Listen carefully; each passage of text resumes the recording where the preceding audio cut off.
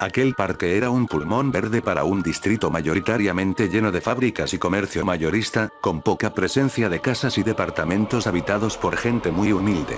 De día era un escape para las personas que practicaban algún modesto deporte, también para las familias que buscaban un momento de paz con sus seres queridos, o parejas de novios y amantes cuyas manifestaciones amorosas pululaban en diferentes zonas del parque. Pero de noche era un asunto completamente diferente. Grupos de personas ingresaban al parque, ya cerrado, para beber alcohol, consumir drogas, e incluso consumar actos carnales. Todo esto, bajo el amparo del manto de oscuridad que cubría las áreas verdes. Entraban a diferentes horas a lo largo de la noche, por un agujero en la malla de gallinero que se encontraba en cierta parte del perímetro, haciendo así un quite a la vigía del anciano guardia que custodiaba de noche la única entrada autorizada del parque. Pero había una zona del parque que muy pocos se atrevían a visitar en penumbra, era un pequeño cerro de no más de 70 metros de altura y en cuya cima se encontraba un mirador al que se podía ascender por un camino de tierra bien delimitado. La razón era que se tejían aterradoras historias acerca de lo que ocurría de noche en aquel cerro, las historias iban desde sonidos de llantos de bebés hasta apariciones espectrales y susurros de estos mismos. Estas historias nacían de leyendas urbanas narradas por las personas que habitaban el sector, ya que durante los tiempos de la dictadura, aquel parque era un vertedero y se decía que ahí se desechaban los cuerpos de algunos de los detenidos desaparecidos asesinados por el régimen imperante en el país, para ser procesados o incinerados junto con toneladas de basura. Un grupo de 3 amigos ingresan al parque una noche para disfrutar de unas cervezas compradas a un vendedor sin escrúpulos, ya que ellos eran menores de edad, ninguno superaba los 16 años. Era la primera vez que entraban al parque de noche, estaba de moda, y era perfecto para evitar la presencia policial que se paseaba por las plazas del sector confiscando bebidas alcohólicas. Estos 3 amigos conocían bien las historias que rondaban aquel cerro, pero en la imprudencia de la juventud y quizás para presumir luego la historia de su valentía, decidieron subir aquel camino de tierra hasta el mirador. Ya en la cima dieron rienda suelta a saciar su sed de alcohol, entre conversas y bromas fueron pasando las horas sin alguna novedad más que el sonido de grillos y las risas del grupo. Todo cambió cuando uno de los efectos secundarios del alcohol se apoderó de la vejiga de uno de los chicos, y decidió buscar algún lugar con más privacidad para poder orinar. Encontró entonces un árbol cerca del camino de tierra que terminaba al llegar al mirador, comenzó entonces a regar el tronco, cuando de pronto un sonido sollozante proveniente de la copa del árbol lo puso en alerta, y cortando su inspiración dirigió la mirada al lugar de donde provenía aquel lamento, sin poder ver algo en especial apartó prontamente la vista.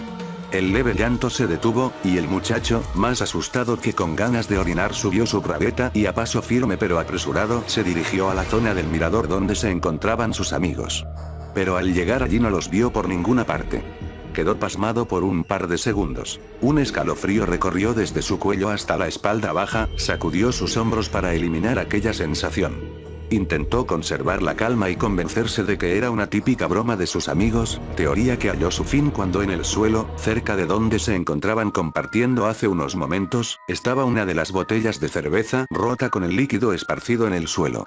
El muchacho se acercó a la botella para recogerla, en ese momento se dio cuenta al levantarla y tocando sin querer el líquido esparcido, que estaba caliente.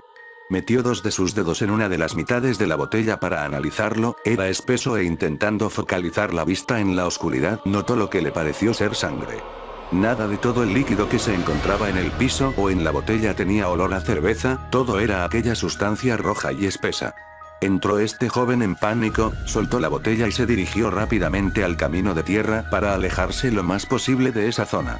No sabe si fue por el pavor del momento o si en verdad era así, pero mientras bajaba por el camino escuchó llantos y susurros amenazadores de los que poco podía distinguir qué decían, y un viento helado y gélido parecía barrerle los pies como expulsándolo del cerro. El sudor frío comenzaba a bajar por su frente mientras corría, los llantos, los susurros y el viento comenzaban a hacerse más fuertes. Ya faltaba un cuarto de camino cuando tropieza y golpea su cabeza contra una roca que delimitaba el camino. Pasó la noche, y el muchacho es despertado por el viejo guardia nocturno del parque, lo hace volver en sí y luego recibe un regaño de este.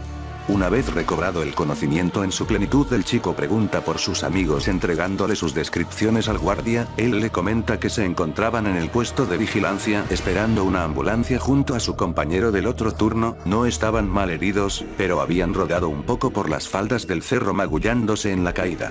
Aliviado, el joven acompaña al guardia hasta el puesto. Ahí los encontró, pensó en preguntarles qué les pasó, pero recordó lo que había vivido en la noche y sin decirles una palabra los miró y vio en sus ojos, algo perdidos, que para los tres las palabras sobraban acerca de lo que pasó durante la noche. Se mantuvieron en silencio mientras esperaban a la ambulancia que los llevó al servicio de atención médica en donde luego fueron recogidos por sus padres. Transcurrieron 2 semanas y no habían vuelto a verse o hablar desde ese día. Uno de los muchachos que rodó por las faldas del cerro se suicidó a la 3ª semana, sin dejar una carta o explicación alguna de su acto. Los otros 2 se encontraron en el funeral de su amigo, no se hablaron salvo para decirse hola y preguntar solo por cortesía cómo se encontraban. Con el tiempo perdieron el contacto y no supieron más el uno del otro. Para el muchacho que se encontró con la desaparición de sus amigos aquella noche y con la botella de cerveza con aquel líquido rojo, siempre fue un misterio dónde quedó aquella evidencia de lo sucedido, ya que no encontraron dicha botella. Se consuela al saber que aquel parque ya no existe, vio su fin cuando el terreno fue adquirido para la construcción de una fábrica de acero que ahora se encuentra abandonada. El metal que se producía allí se corroía y oxidaba, al parecer un líquido rojo que le brotaba por las noches del metal y las paredes. Solo se llegó a la conclusión de que era producto de factores ambientales ya que su composición resultó desconocida pero mostraba altos niveles de hierro.